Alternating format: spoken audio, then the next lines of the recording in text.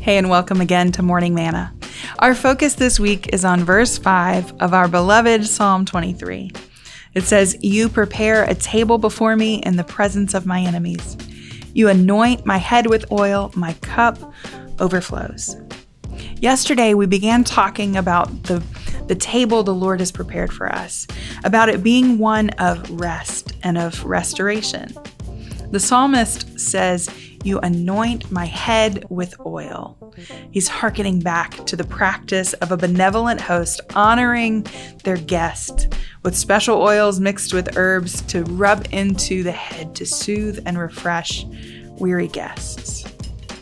Now, we aren't just mildly refreshed at the table of the Lord. In His presence, we are fully healed and restored. Psalm 3 verse 3 says, "But you, O Lord, are a shield about me, my glory, and the lifter of my head." There's a story in Luke chapter 13 that I just love.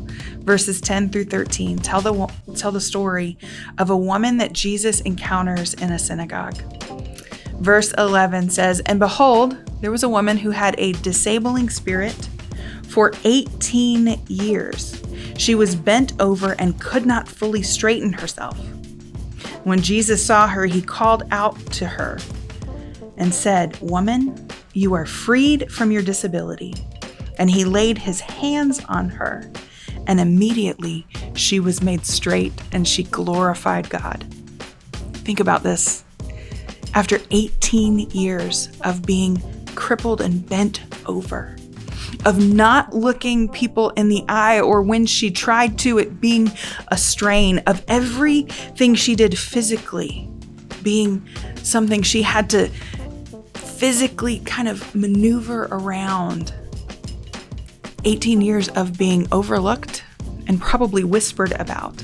And then she walks into the place where Jesus is, and she doesn't fade into the background. He saw her and he called her over and he lifted her head. And the first eyes she gazed into with ease after 18 years of strain were the eyes of Jesus.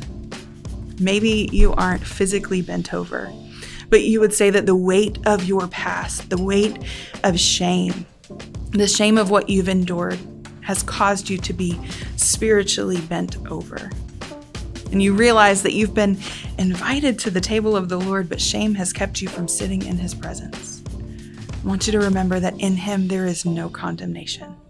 And today He wants to lift your head and to tell you that His love covers your shame, that He sets you free, and you too are invited to the table of the Lord.